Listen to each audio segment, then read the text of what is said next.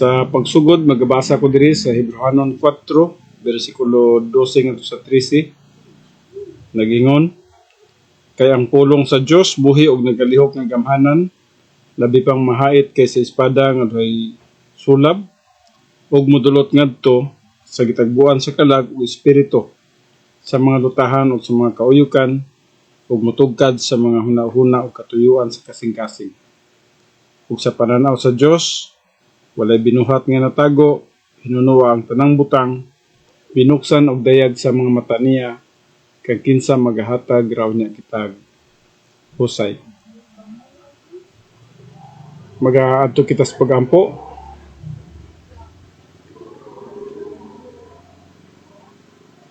Amahan mo nga Dios nini nga takna sa kagabhion, kami mag-adool sa mong balaan nga presensya.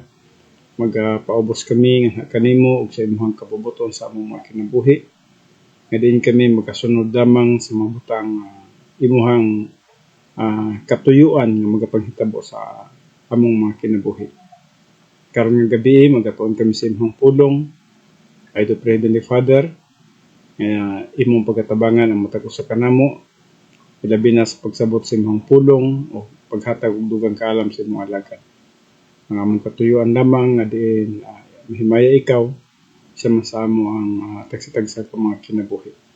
Akong igatugyan kining oras nga nakanimo Father God, o kini akong ginatugyan pinagid ang sa pangalan ni Kristo Jesus, atong Dios ug atong manluluwas. Amen. Okay, maayong gabi pag-usab sa tanan. Karon nga kagabhion atong pagatun-an ang momentum testing.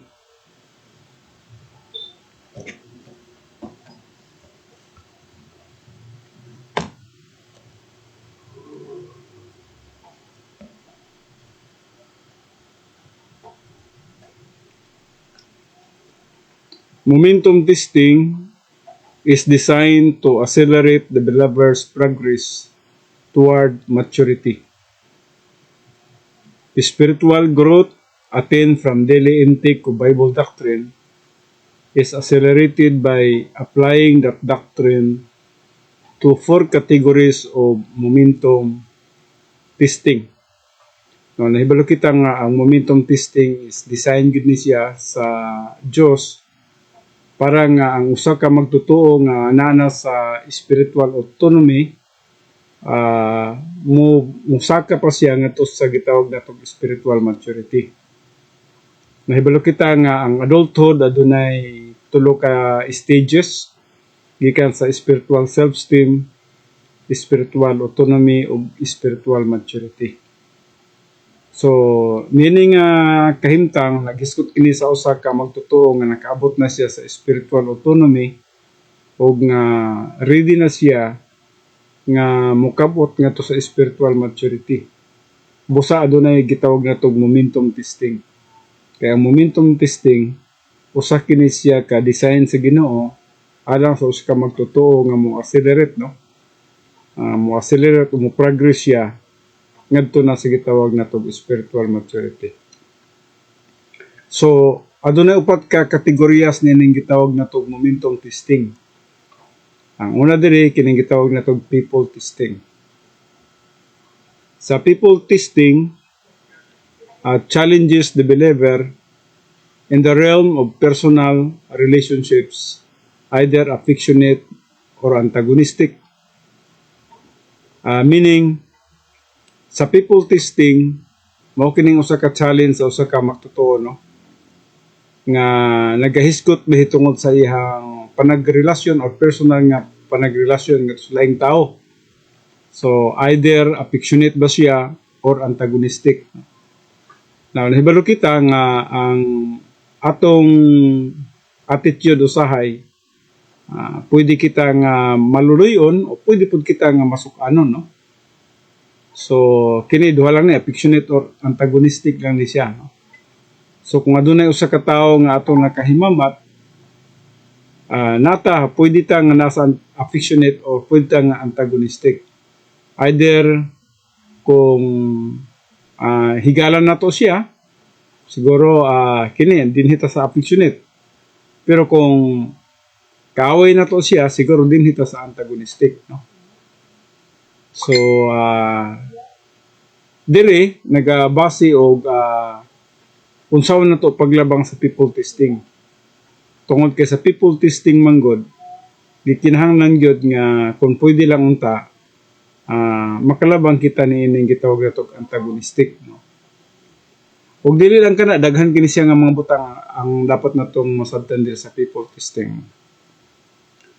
In wanting to please an object of love or admiration, the believer is easily led away from the plan of God. Sa po ni siya, no? Kining dili ta kapasar kanang gusto ditang gusto nato nga ang mga tao mo believe sa tuwa. Approbation last ba, no? People testing yapon ka na siya kanang murag kanang nagagawa sa katong hambog, garbo, people testing ka na siya. Kinahanglan matanggal mo na siya before kita mo sa spiritual maturity. Dapat mawala ka ng gitawag na to garbos kinabuhi. No? So in reacting to hostility or rejection, sa punin siya, no? Kanang negative reaction kita, no? Kuwan po na, wala gihapon ta kapasaran sa people testing, oh. So himilos objectively an ability to apply doctrine kana, no? Wala na to may apply ang doktrina bisan man sa atong paghimamat niini nga mga klase nga tao. Bisan man nato sila og kaaway, pero dapat adunay tinuod nga kausaban ang atong kinabuhi sa pag-deal with other people sa dihang kita nagatubok nga sa pagkahamtong. Either way, the danger lies in relinquishing the strength of spiritual independence and turning over control of one's life to someone else. So, yun ani, no? Ang kahimtang yun sa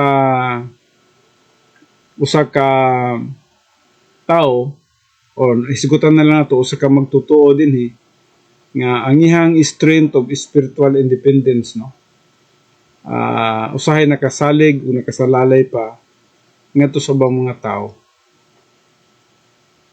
So unless the believer applies the virtue of impersonal love, people become a distraction to his spiritual life.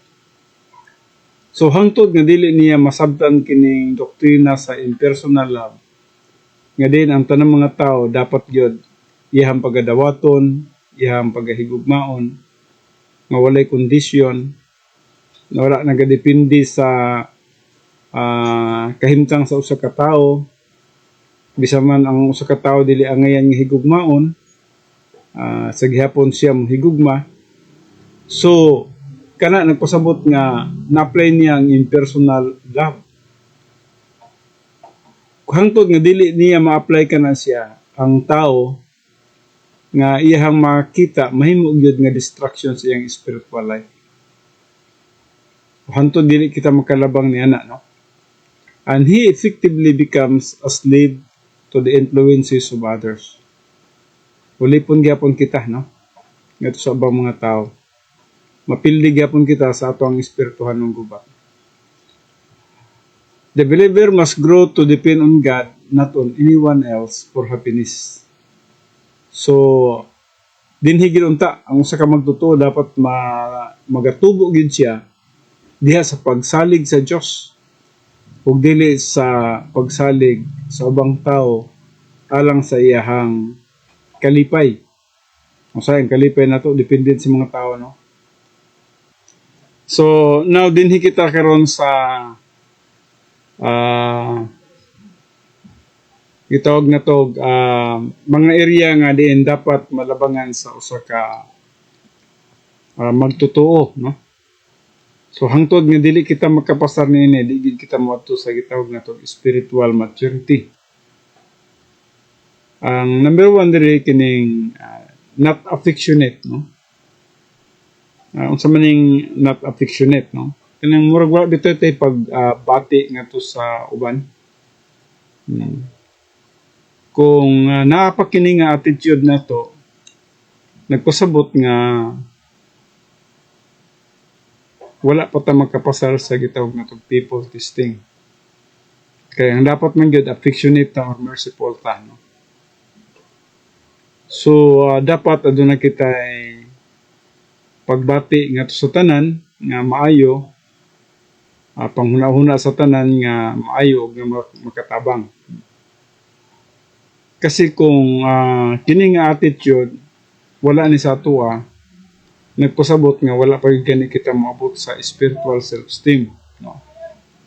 Kaya sa spiritual self-esteem ug spiritual autonomy, naghisgot man na siya mitong sa atong personal love for God, and then ang result sa personal love for God is impersonal love for all mankind. So sa git 6 mo na nang magiging supposed to be magiging affectionate na ta, no? Ang number 2 dire kining gitawag na tog antagonist or hostile, no? Kaning ato abitang reaksyon nga murag permanenteng suko, permanenteng lagot, or galit, no? Sa Tagalog, no? So antagonist, no? So kung ana nga to ang attitude nan wala kita makapasar gyapon sa people testing. Kaya dapat manggod mapailubon ta, dapat mahigalaon ta. So kinahanglan masabtan nato kini siya, no? And then ang ikatulo kining gitawag nato approbation lust. Approbation lust kanang depende ta sa mga tao. Gusto nato ang mga tao nga modaig og mo believe sa tuwa, no? Kana approbation lust na siya. Ang kabubuton sa Dios nga na Christ-centered ta. Dapat dili ang atong kaugalingon ang mahimaya kay wa mo gyud mahimaya sa ato ang kinabuhi. Di na ta ngayan makasasala man ta. Dapat mapa-inobsanon ta nga diin si Kristo Jesus mao gayud ang mahimaya sa atong kinabuhi. Kini mga negative reaction dapat wala na ni sa tuwa, no?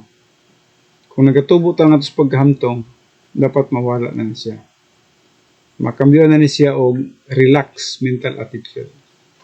Relax nga kinabuhi. Kining rejection, no? Number 5. Nahibalo kita nga usahay na yung mga tao nga dili na to madawat.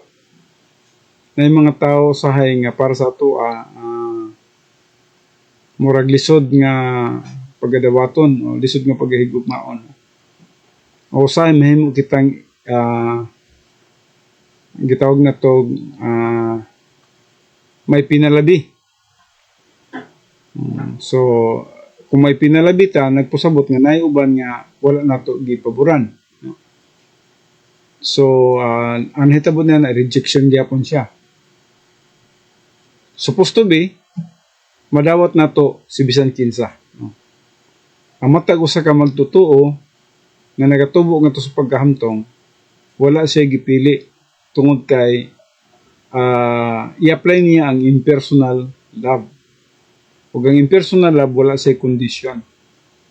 Maun sa may color sa usa ka tawo, maun sa may lahi, unsa man siyang nasura o unsa man siyang unsa man iyang kinaiya, kinahanglan makabalo kitang mudawat. So number 6 kining dependent on others, no? Kini usapon ni, no? Ang pinakanindot kay nga bersikulo ini ang Jeremiah 17 verse 5, no? Tinunglo ang usa ka tawo nga magsalig sa tao. Buot pasabot nga murabag ka ng nahimo natong idol or kasaligan ng usa ka tawo. Dito na ta dependent na ta sa iya, ha? Now kinahanglan nga makasabot kita nga dili kita dapat magiging dependent sa tao. Dapat dependent kita sa Dios. Diri gyud, no? Salig ta kay naman diri ang gahom, naman diri ang gamhanan. Ang kini limitado ning tao. Basi nagunahon na ta nga kining tawhana daghang kwarta. Nabe panahon nga mahutdan pud na siya. Apan diri sa Dios wala unlimited diri. Siya ay tag-iya sa tanang mga kaptangan sa kalibutan. Pero ang tao lagi dito man siya sa makita God, no? Sa magiging dependensya sa uban, especially kung makita niya nga kini nga tao maayo ni nga tao. Kini nga tao daghang kwarta. So kini nga tao maayo. So ma-focus siya sa usa ka tawo, especially kung aduna siya mga panginahanglanon. Ug dili siya maka-focus ngadto sa Dios. So mo ning number 6. So number 7 kining legalism, no? Kining legalista bitaw. Unsa man ning legalism, no? Ang legalism mao kining usa ka tawo nga atong nakita nga murag gina-apply niya ang balaod sa ubang tao. Meaning, kung nakita niya ang usa ka tawo nga nagkasayop para sa iya dali siyang maghukom. Legalista man siya, legalism. Or gusto niya nga magsunod gyud ang tao sa maayo. Nga ikumpara niya sa iyang kaugalingon nga wala magbuhat niya na murag niya hunahuna nga matarong siya o ang usa ka tawo nga nagbuhat sa usa ka daotan nga buhat para sa iya nga daotan to siya matarong siya. Now, dapat grace-oriented kita. Grace-oriented, buot pasabot nga dili kita manghilabot og unsa man ang kahimtang sa usa, makasala man siya o unsa man ang iyang kahimtang, unsa man ang ginabuhat, wala kita ilabot sa iyang kinabuhi. Kinahanglan at timanon na to ang atong kaugalingon, magiging grace-oriented kita. Nga gwapo ang atong pagpakig fellowship kauban sa Dios. Ug ang resulta niya na maayo pud ang atong pagpakig fellowship ngadto sa ubang mga tao. So number 8, kining dominant, no? O power lust, no? Kining gusto bitaw ta mo dominar og tao. Kini siya nagpasabot nga wala gyapon kita nakapasar sa gitawag na to people testing. Kaya dili mo kita dapat magdominar, no? Ang dapat sa tuwa mo respeto man ta sa privacy sa usa ka tawo. So wala tayo dapat harian, wala tayo dapat nga kanang isipon nga mas ubos nganhi kanato nya kita taas. So kana siya mahimo gyapon siya nga wala ta kapasar niya na kung inanang atong kinaiya. Kay kinahanglan dili mo kita magdominar og usa ka tawo. Ang pamilya man gani dili dapat magdominar ang ginikanan ngadto sa anak. Ilabi na kung ang anak atong nakita nga miabot na siya sa insaktong edad. Sa gamay pa, yes, na sa to ang kontrol. Pero sa dihang nagkadako-dakon ang bata, kinahanglan tagaan na nato sila privacy. Na sila'y pagpili, volition, no? So wala kita dapat nga dominahon nga usa ka tawo, especially sa simbahan, no? Kini kuan kay ni siya, importante kay ni siya sa simbahan. Tungod kay ang matag usa ka nato aduna kitay katungdalan ngadto sa Dios ang gitawag nato pagkapari or priesthood. O ang imong pagkapari imuha na ikaw ang adunay privacy niya na ug unsaon nimo pag nindot sa imong pagpakigrelasyon ngadto sa Dios. Ug wala koy katungod sa imuha. Bisag unsa imong pagabuhaton imuha kana kung magbuhat kag daotan. Guba inyong relasyon ngadto sa Dios.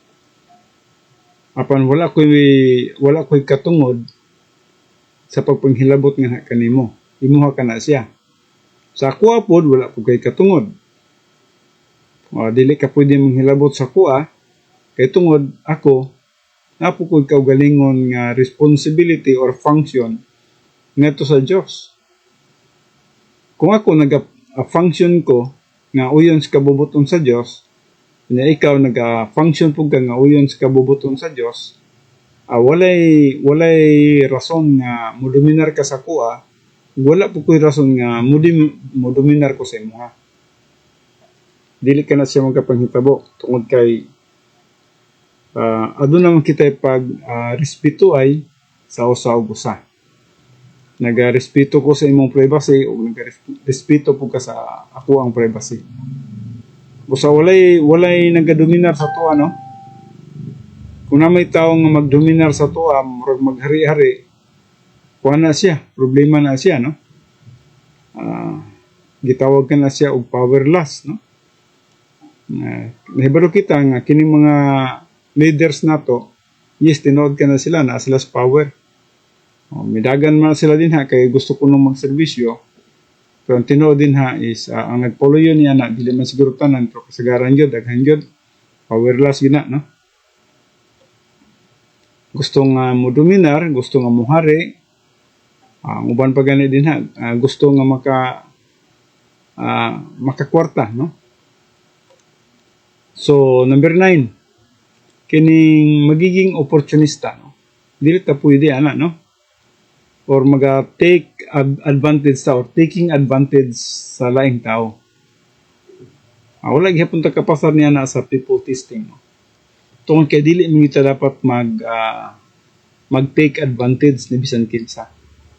May mga tao nga murag dali kayong malingla, dali kayo nga ibutang na to, weak sila ba sa ilang mga decision making. So kung gamitan nato na siya og kanang kini opportunista, pwede nato sila nga malingla. Pero lagi kay nagatuon man ta sa pulong sa Dios, dili gina pwede nga may yunani nga atong pagbati ngadto sa uban atong mga kaigsuonan o bisan man sa uban pagani nga mga tao bisan pa sa dili magtotoo, dili ta dapat mag-take advantage. Kining taking advantage dako-dako po ni siya nga doktrina baya, no? Pwede po ni siya mahisgutan og usa ka oras kining doctrine regarding taking advantage sa usa ka tawo, no? Kaya daghan-daghan po ni siya subject, no? So kita dili kita dapat mag-take advantage ni bisan kinsa. Dili lang kay sa kwarta, dili lang sa ang uban kining pag-take og advantage gamiton po ni sa politics usahay, na mo gamit og mga ubang mga leaders para makuha niya ang boto niya itong leaders, pwede pod, no? So alang ka nato dili tay nga nana, no? Or else wala gyapon ta nakapasar sa people testing. Kining number 10, kining fair, no? Natay kahadlok sa ubang tao. Kinsa man ang tao sila, no? Nagpasabot nga wala kitay relax mental attitude kay nagkahadlok man ta, no? So wa may tao dapat natong kahadlukan, ang kahadlukan nato Dios man lang, no? So bisan man sa tao dili kita dapat magkahadlok. Wala may usa ka tawo nga makakuha sa atong kinabuhi. Gawas kung itugot sa Dios. So dapat natay confidence. Natay sa sulod sa atong kinabuhi natay relax mental attitude. So kining number 11 gitawag kini siya og worrying, no? Kabalaka. Kung mabalakon ta, usa gini kabutano kay dako-dako po nga subject ang worrying, no? Kay dagha atong una-una mong mental sin mangud kini siya. Bisag asa mo abot ning worry nato ba, no? Sahay worry nga wala natay kanon, worry nga wala natay trabaho, worry nga madisgrasya, worry nga unsa ba na? Maigo sa linog, worry nga maigo sa baha. Bisag asa ni mga bot, no? Kining mental sense sa worrying, no? Magkabalaka ta sa atong mga estudyante. So kini siya kuan gyapon kini siya. problema gyapon kini sa atong spiritual life. Dapat matuto gyud ta nga mosalig sa Dios. Salig kita sa Dios. Ug wala gyud tayo dapat nga kabalakan sa kalibutan tungod kay ang atong kinabuhi manggod nas kamot sa Dios. Siya ang nahibalo sa atong kinabuhi. Siya ang nahibalo sa panahon nga mamatay ta o kuhaon na ta niya. Mamatay ta sa insaktong oras. Walay minus niya na. Walay addition niya na. Sa insaktong panahon ka na siya. Ang Diyos mo nahibalo niya na. Siya po ang nahibalo. Asang dapit kita mamatay. Siya po ang nahibalo kung unsang kahimtang sa kamatayon ang atong pag-atuan. Na may uban nga namatay nga natulog. May uban nga namatay nga nadisgrasya. May uban namatay tungod kay gipusil. No? Lain-lain ng klase nga atong kamatayon. Ang uban gitigbas, gidunggab. So klase sa kamatayon. Apan ang Diyos ang nahibalo sa tanan nini. Siya ang nagkontrol sa kasaysayan sa tao. Ang sabutin ha, siya ang nahibalo sa atong kinabuhi. Sa saktong panahon, siya magkakuha ng kanato. Naon sa may solusyon ini kinindi sa people testing. Solution is relaxed mental attitude and impersonal love for all mankind. Dapat kuan gini. Nakita nining relaxed mental attitude. And then, impersonal love for all mankind. So, kung natin nining doha, kining relaxed mental attitude, and then impersonal love for all mankind, posible nga kining not affectionate, mahimo na ni siyang affectionate. Ang antagonist or hostile, mahimo na ni siyang patient or friendly. Kining approbation lust, mahimo na siyang Christ-centered. Kining negative reaction, mahimo na ni siyang positive or relax. Kining rejection na to, no? Kining pagka siguro partiality, no? Mahimo na siyang impartial o makadawat na ta ng acceptance. Kining pagdepende na to sa uban, mahimo na ni siyang magdepende ta na to sa Dios. Kining atong pagkalegalista, makambyoan ni siya grace orientation. Kining atong pagka-dominant, mahimo na tang nagarespeto sa privacy. So, buti po sabot nga dili na ta dominant, no? Kining pagka-opportunist or pag-taking advantage, dili na ta nag-take advantage. Bisan man nakita nato nga mga luya o mga weak sila, dili na tayo inana, no? Pagkahadlok. Wala na tayo pagkahadlok ng bisan kinsa. Na tayo confidence. Ang Ginoo mo nahibalos tong kinabuhi. Hindi kining pagkabalaka, no? Makambyo na ni pagsalik nito sa Dios. So mo ni siyang solusyon, no? Solution is relaxed mental attitude and impersonal love for all mankind. Actually, nani sa 10 problem solving devices gyapon, no? Pwede magamit diri ang K3s or gitawag na to impersonal love for all mankind. Okay, padayon kita.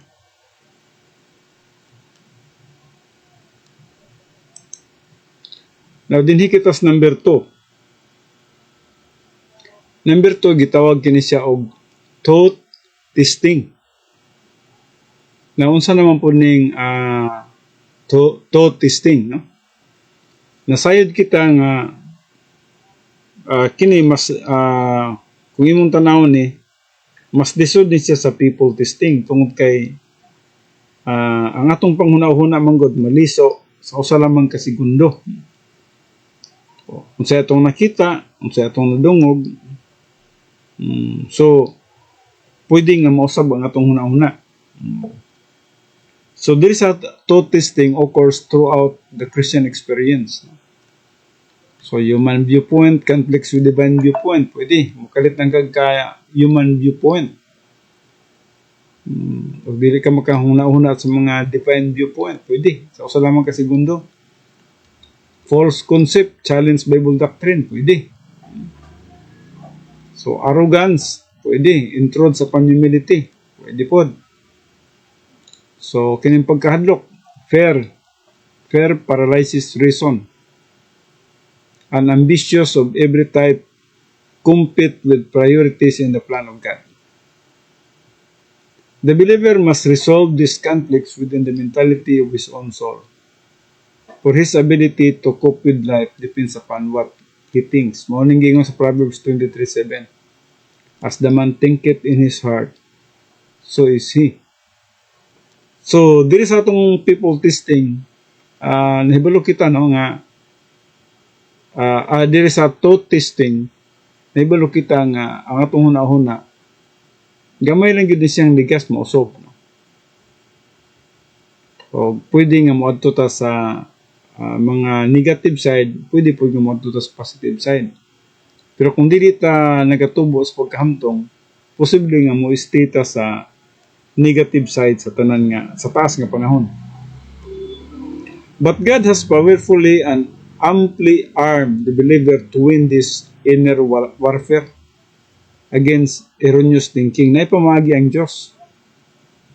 Naghatag siya og armas alang sa usa ka magtutuo nga magmadaogon siya niining inner conflict or inner warfare, no? Against erroneous thinking.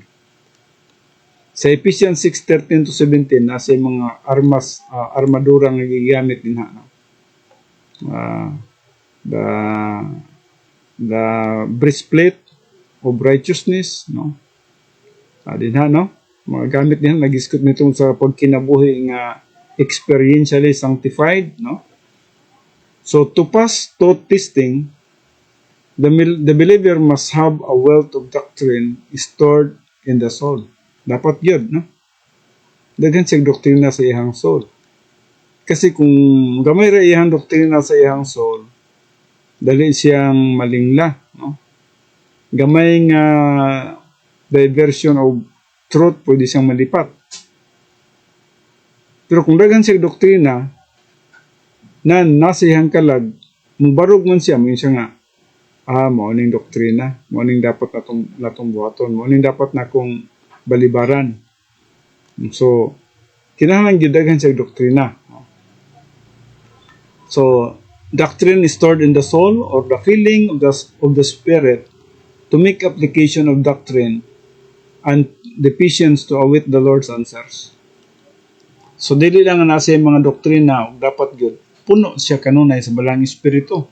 Kay mag-uban man ni siya. Ang balang espiritu, kung puno ka, ihang paggagamiton ang doktrina sa imong kalag para nga mai-apply nimo na nga doctrine sa mga circumstances in life. Na kung wala kay doktrina, unsa man paggamit sa balang espiritu ang imong soul, wa may sulod. So wala. Pildi na. So this ensures that he will not be distracted by false issues or misled by wrong priorities. Kaya kita no nga, kung kulang kita og doktrina, mo payon-oyon ratan, bisan kinsa, bisag nakibalo na ta nga nag-compromise na ta. Pero kung nahibalo ta sa doktrina, di kita pwedeng magpayon-oyon. Kung nakahibalo ta sa doktrina, nan mo barog kita sa doktrina. Dili kita dapat mag-compromise. Tungod kay ang pag-compromise sama gud kay Jesus Christ God, no? Kung wala siya doktrina sa iyang kalag, paglingla ni Satanas ngadto kaniya, tingon man to siya nga imo kining bato, speak that these stones will become bread. So kung human viewpoint siya, gutong baya siya, 40 days, 40 nights ba siyang way kaon, muingon gud siya nga, ganito na ko akong pagka-Diyos. Himuon ako ni nga kuan. Himuon ako ni siya nga tinapay. Pero nahibalo siya nga dili human viewpoint ang nasa siyang pangunahuna, dili divine viewpoint. Ubos sa gikutlo niya ang Deuteronomy 6:3. Ang tao dili mabuhi sa tinapay lamang, kung dili sa matag pulong magagawa sa baba sa Dios. So grabe ka smart niya sa pulong sa Dios. O bisan man si kaduhang pagtintal niya, gidala siya sa pinakataas nga templo. Matud pabiya sa usa ka historian nga si Josephus, ang kataas sa templo ni Herod katong sa pinakataas gyud mga 450 feet katong taas din ang timpula, no? Nya samtang gidala siya ni Satanas dito sa taas, si Satanas may gidala niya dito sa taas sa templo. Sa dihang dito na siya sa taas, nagkutlo si Satanas og scripture gamit ang Salmo. Salmo 91 mo to yung gigamit, no? Pwede man nato mabasa dire. So pagbasa ni diri sa Salmo 91, kung imong pagapaminahon ang pagsulti ni Satanas ngadto kay Jesus Christ, insakto kay paminahon, especially diri sa 11 to 12, no? Mao man gi kutlo niya dire. Actually sugod siya sa 9 to 13 tani, pero dito na kita sa 11 to 12 para hindi na kayo makuha na ito ang panahon. Naunsa man ang giingon diri sa 11 to 12. Kay siya magasugo sa iyang mga manulunda sa pagtanaw kanimo, sa pagbantay kanimo sa tanan mong mga dalan. Pagasapnayon ikaw nila sa ilang mga kamot, aron nga ngimong mga tiil dili mahapandol sa bato. Mamunta ni, no? Pero ang gibuhat ni Satanas, ang iyang gisulti nga to kay Jesus Christ, gamit sa scripture, pero gikuhaan niya. Matupan niya, kay siya magasugo sa iyang mga manurunda sa pagtanaw kanimo. Then, iyang gibiyaan ni, wa niya nagyapiling, sa pagbantay kanimo sa tanan mong mga dalan, agapil ni. Andin pagingon diri, pagasapnayon ikaw nila sa ilang mga kamot, aron nga ang imong mga tiil dili mahapandol sa bato. Now, kung sa English kini siya, gigamitan ni Satanas og actually na portion nga malinglahon gyud, no?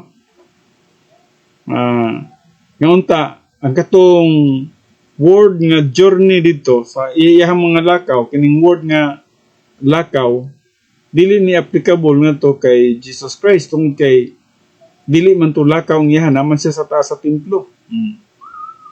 So morning sa pagbantay kanimo sa tanan mong mga dalan, mao man ning gikuha, no? Buti pasabot nga ang gi-apply ni Satanas ang verse 11 sa Psalms 91, gikuhaan niya usa ka sentence, then ambak siya diri sa 12.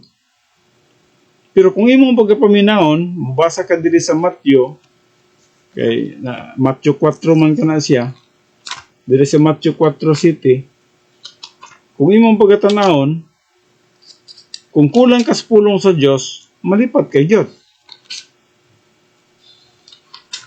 Diri gingon diri, oh. Si Jesus may sa atong sugdan diri sa 5. Unya gidala siya sa yawa ngadto sa syudad nga balaan ug gitungtong siya sa kinahitasan sa templo. Ug giingnan siya, kay ikaw anak man sa Dios, umambak ikaw ngadto sa ubos. Kay nahisulat man kini nga nagaingon magahatag siya sugo sa iyang mga manurunda mahitungod kanimo. Og sa ilang mga kamot pagasapnayon ikaw nila aron ang imong mga tiil dili mahipandol sa bato. Now, diri nato nakita nga sa bersikulo 6, kung itandi nimo sa Salmo 91, naay gikuha. Usa ka sentence ang gikuha.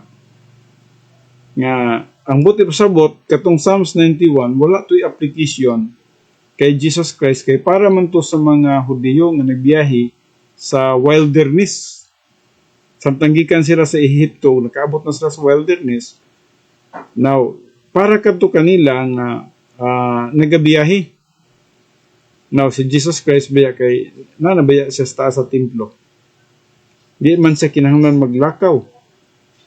Ang iya ha, nasa sa taas templo, pero gitintal siya nga, muambak siya kay, maulagi na, na may nag-ingon din nga, pagasapnayon ikaw nila, aron sa, pagasapnayon ikaw nila, aron ng imong mga tiil, dili mahipandol sa bato.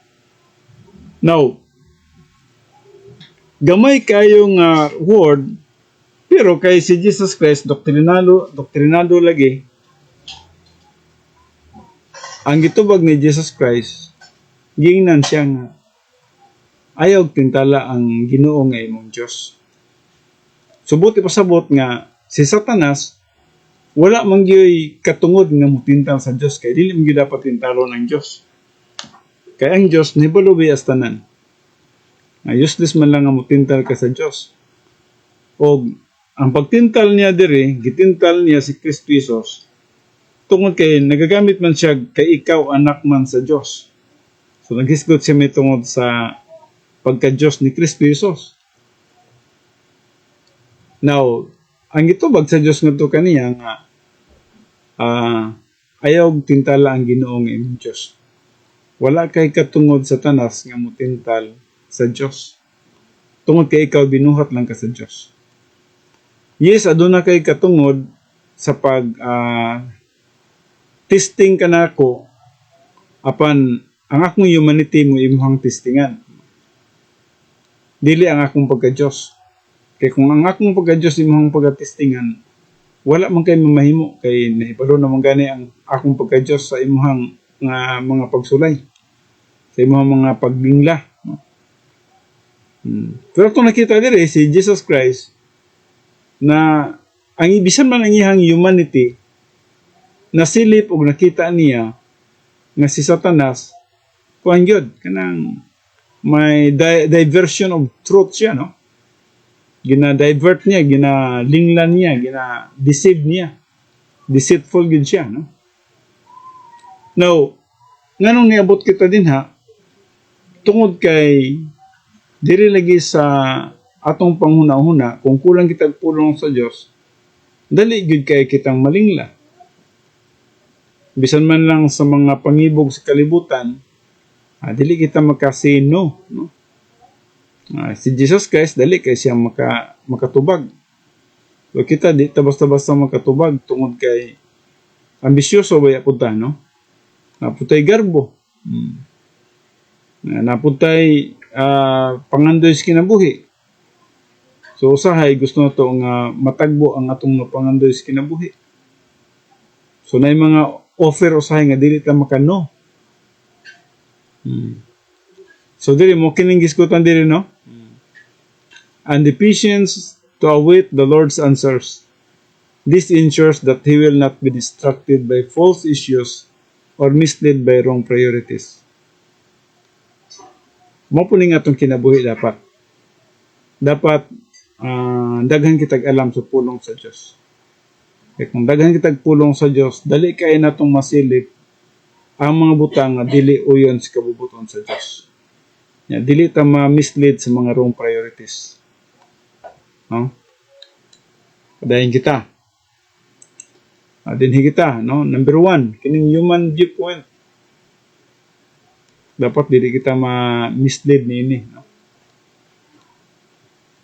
Dapat divine viewpoint kita.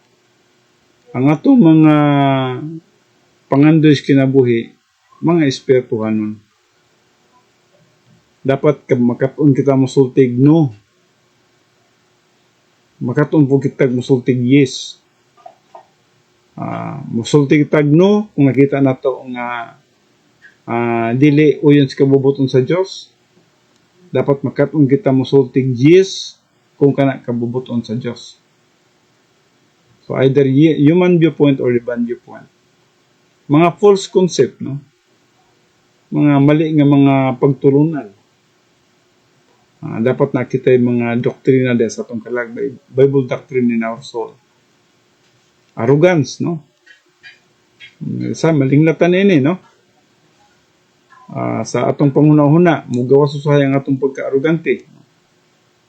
dapat ang nasa to pagka mapainobsanan. Grace orientation. Natin mga kahadlok. Kini to testing gapon ni kini kahadlok. Dapat natin pagtuo, no? May mga kakabalaka, no? Kini sila mga murag kung pagkatanawon murag igsuon ra ni sila, no? Fear of worrying, no? Pagsalig sa Dios sa gyapon ang sulbad nini. Kini mga kasina, no? Dapat natay grace orientation ini. Self-pity. Dapat natay spiritual self-esteem. Dapat natay guts, no? Natay kusog, natay spiritual dynamics. Then, number 8, selfishness. Dapat Christ-centered kita. Kasi kung Christ-centered ta, dili ta magiging selfish, no? Greediness, no? Mo gyapon Christ-centered dapat gyapon or generosity ta, no? And then vindictive or hatred, no? Dapat natay pagpailob, no? Patience or forgiveness. So, kini siyang tanan atong nakita dili ta kalabang sa to testing, no? Pwede man siguro makapasarta karon pagkaunya dili. Pero ang nindot gyud nga ang atong pangunahuna permanenteng relax. Mahimo lamang relax ang atong pangunahuna kung wala ta diri. Kung nata diri sa pikas nga side. And divine viewpoint, natay Bible doctrine, natay humility, faith, trusting God, grace orientation, natay spiritual self-esteem, Christ-centered, generous ta, and then makapasaylo ta, forgiveness, no? So solution is spirituality and fellowship with God and divine viewpoint. Kung dili ta spiritual, dili ta in fellowship with God, wala tay divine viewpoint, ang atong panghuna-huna, permanente gid kini sa pikas nga side. Dili ta mabalhin diri sa divine viewpoint. Kay kanaog ta na patay duha, no? Diri sa system testing, no? So system testing occurs when the believer receives unfair treatment from an organized system in society. Okay na sa system testing ni siya, no? Kung naka sa usa ka gitawag nato organisasyon. So common systems include military, halimbawa naka sa military, government, businesses, athletic and professional organizations, educational or ecclesiastical institutions, and family, no? Kini siya, no? Now, nahibalo kita nini sa system testing nga kasi pwede manggod nga sa organization mahimong partial ang atong mga leader, ang atong manager, ang atong employer, ang atong commander, no? Ang atong presidente. Pwede, no? Pwede mahimong ginana. O tungod niya ng ilahang gitawag na to mga flaws nila or ilahang mga gitawag na to signature, pwede tang maigo po sa ilahang gitawag na to sistema. So tungod niya na all these organizations involve people. Kay wala man gay organization mo walay tao. Kung naay organisasyon na gitao na leader, na gitawag na to mga members. Kung naay nasod, naay mga gitawag na to lumulupyo sa mga nasod. Kung naay military, naay commander, napoy mga gitawag na to ultimo. Kung naay employer, napod si mga trabahante. Kung naay teacher, naay mga estudyante. So, involved with ang people. Ang problema diri kay none of whom are perfect. So, walay usa ka tawo nga hingpit o perpekto. So, tungod kay dili man siya perfect, atong nakita din nagi conflicts of administration. Di man siya perfect. Conflicts of administration, may tabo gina siya, no? policy, na mga policy din nga watak hibalo in favor sa iya, no? And personality will inevitably exist. Dahil lahat ng personality. Siguro ang personality sa usa kuan siya kanang hilumon. Ang personality po sa isa vocal kay siya, no? Ang isa arrogante. So, lain-laing personality. So, pag-abot nimo din sa organization, makuan jud ka, malito ka, no? Tungod kay nagkalalain mo personality. So, the believer who falls victim to a rotten system cannot allow the injustice to destroy his integrity. Wala sa Proverbs 20:14, no? So, kung usa ka magtotoo nga nabiktima ni anang dili maayo nga sistema o nga dili ka makatugot ng injustice maka-destroy sa imong integrity, kung ikaw matubang na sa maong pagsulay, ang usa ka magtotoo kinahanglan nga mahibalo siya mudala sa mga problema o pressure. Gamiton niya ang iyang spiritual resources. Kaya kung dili, mubulag kay gyud. Separation from the organization is required in extreme cases. Kung dili kay spiritual, dili ka kabalo mudala niya ng mga sistema sa organization. Now, ang mahitabo niya na nag-conflict. So, mubiya ka na lang. Mo na pinakadali. Naiusahay, ang sistema is pareha karon sa nagkapanghitabo sa itong nasod. Ang usa ka agency, kining gitawag na to Department of Public Works and Highways. Na yung mga sistema nila nga dili maayo. Na ikaw nakasasulod dito. Kung gusto nimo nga dili ma-destroy ang imong integrity, muhawa ka na lang yun. Kaysa musabay ka sa ilang sistema nga mangurakot. Dili man siguro tanan kurakot din pero kung sa mugod ang nahitabo mugod nga issue god urag na tibuok manasod, no? So, iyon na. Nakuy usa ka higala nga nagtrabaho siya sa DP.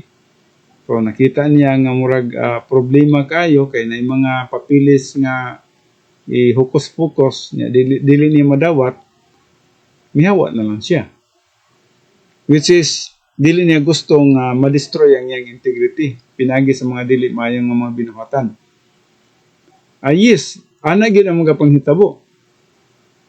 Kung dili ka makadawat, separate ka na lang yun. Now, kini siya mga evil policy or criminality, no? But if separation is unjustified or impossible, the believer must utilize impersonal love and place his case in the hands of God. Pwede po, lagi. Kung magiging spiritual ka, malisod sa imong paghawa, now, inani na lang yun. Gamiton nimo ang impersonal love and then itugyan na lang nimo ka ng kasuha dias kamot sa Diyos. Bahala ng Diyos ilang kinabuhi. Pwede po din no? Kung unsa kataas ang level sa imong spirituality, sa imong level sa imong maturity. If he perseveres and continues to work heartily as for the Lord rather than for men, he will be vindicated and promoted spiritually by the Lord. Muna sa Colossians 3:23-25. So kung ang imong pagserbisyo nag-anis kayo bisa man sa mga maling sistema nila, wa ka naapektuhan, ang imong trabaho lang jud ka nga dili pagpahimuot sa tao, dili pagpahimuot sa imong boss, kundi dili pagpahimuot sa Ginoo, na ang Dios ang hibalo sa imong kinabuhi. So munang sa system testing, no?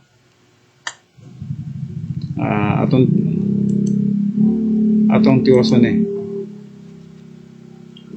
dili ta karon sa disaster testing. Kining disaster testing murag dali kay natong makita ni siya kay makita man sa atong mata. Halimbawa sa mga linog, sa mga bagyo, no, mga tornadoes, mga mga aksidente, no. So disaster testing involves the shock of a crisis. Kini makuratan bitaw ka sa panghitabo. So requiring the believer to maintain poise, control fear, and then concentrate on God under extreme duress or hardship. No? So pasabot nga kining disaster testing kuan ni siya.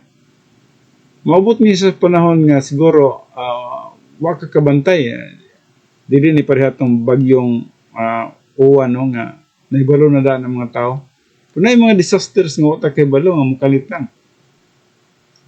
Masyak ka, no? Masyak ka sa maong crisis. O nag-require sa mga magtutuo nini nga dapat pag na may panghitabo niya na dapat na kay poise. Now, kung sa man yung poise, importante nga masabtan nato ni. Poise meaning you have the ability to control under pressure. Bisan magka ng naay-pressure, naay-problema, na kay abilidad nga relax gyapon ka, makakontrol ka sa sarili nimo. Makabuhat pa gyapon kag mga maayo nga desisyon in spite of this disaster testing. So, morning poise, no? You have the ability to control under pressure. Control yourself under pressure. Makontrol mo ang fear. Kalisod na ba niya ng wa na'y control ang imong kahadlok, no? Kung wa na'y control ang imong kahadlok, depression, ang mahitabo niya na makadaot na sa atong panghunahuna ba yan, no? So, kinahanglan, kabalutan mo control sa atong kahadlok, no? Kambiyo na ito pagtuog, pagsalig sa Diyos. Kaya mo-relax na ta niya na. And then, and concentrate on God under extreme duress or hardship. Salig ta, no? Focus ta sa Diyos. Gamanan siya. Bisa mag-unsa ka extreme ang mga pagsulay, kalisod, o kanang gitawag na to disaster.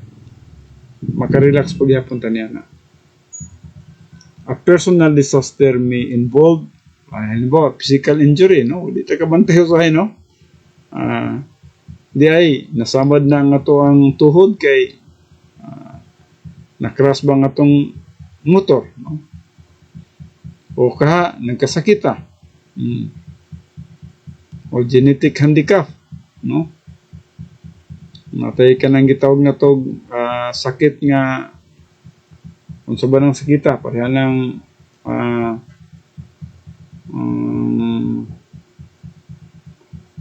nasunod na to sa tuwang mga ginikanan, diabetes o genetic handicap, no? So, misurod na sa tuwang sakit. Halimbawa, na mga hunger, na dako nga lunop niya, way pagkaon, para sa nagtabo karon sa Cebu, no? Mga disaster na siya, no? Ang mga sakyanan, gwapo pa kayo itong mga sakyanan, nagpatong-patong na, no? So, di na magamit sa mga tanggiya. Yan, pag yung mga nangamatay. So, lisod yan, disaster, no? So, grief and mental anguish, no?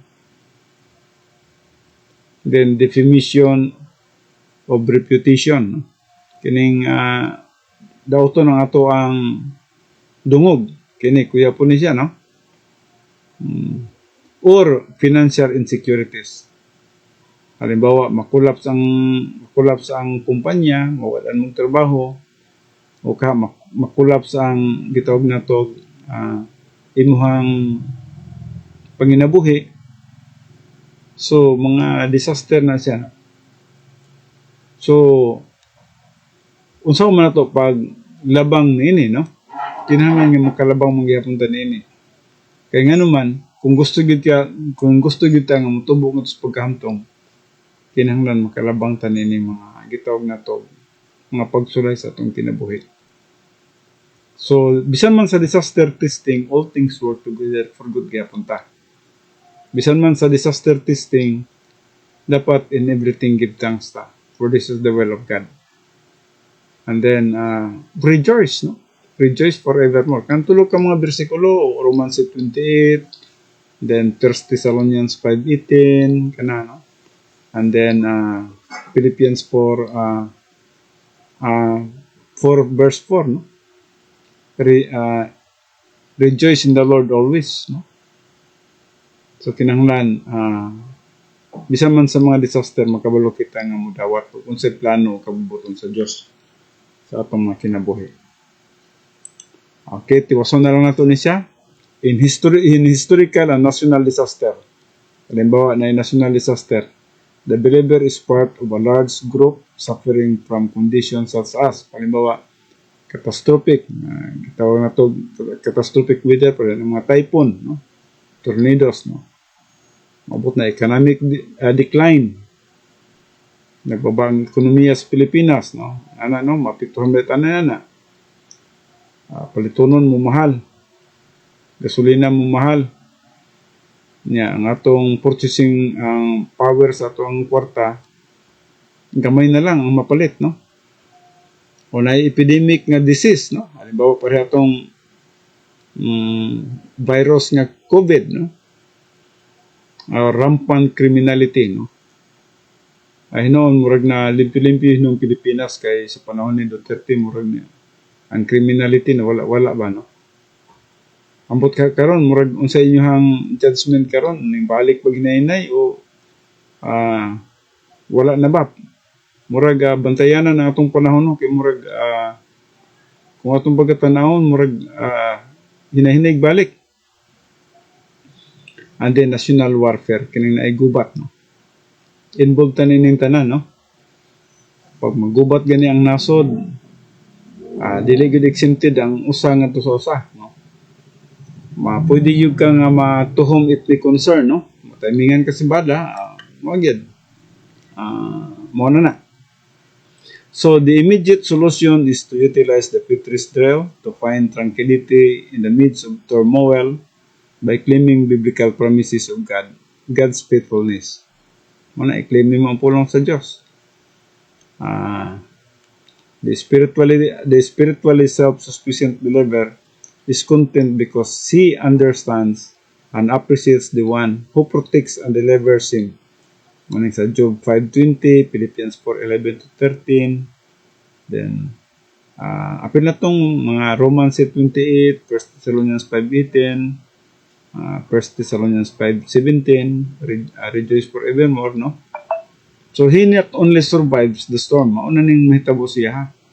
Kung nagkatubo siya sa pagkahamtong, bisan man sa disaster testing, dili lang makasurvive siya sa maong mga pressure. Ang storm diri dili gini storm nga bagyo ang giskutan, no? Kay pwede man nga earthquake, no? He not only survives the storm but even enjoys it. So ang mahitabo siya, bisan man sa mga pagsulay sa kinabuhi, mag-enjoy gyapon siya. Ngano man, naa siya total confidence in God's plan for his life. Well, mga kaigsunan, insakto na gid atong oras, no? Sa kwadere, ang hitabo nini, 1 minuto ang nabilin. So, gamito na ito kinisas pag-ampo. Ito kita sa closing prayer. And I just do hope nga, doon na kita nagkatunan. Amahan na mo nga Diyos, nini nga kagabhiyon, kami hatag sa mga pagpasalamat, pagdaig ug paghimaya nga kanimo tungod sa panahon nga gihatagan ni kanamo, nga diin kami nakatuon sa imong balaan pulong. Akong igatugyan usab nga kanimo, Father God, bisan man ang among biyahe ug mga adlaw, padulong sa Manita, aduna kami speaking engagement dito sa pagdala sa imong pulong. Naido pray, Heavenly Father, nga ikaw magatabang kanamo ni Pastor Ruel, Pastor Danny, o bisan man sa uban pang magtutudlo dito sa among pagtudlo sa mga kanakan nimo nga din positibo sa imong pulong. Ako lamang itugyan ang tanan nga kanimo, tanan ang mga buluhaton nga din ikaw mahimaya sa tagsa namo kung mga kinabuhi. Ang tanan akong ginauli ang tanan pagpasalamat pagdaig ug himaya pinagi lamang sa pangalan ni Kristo Jesus. Amen.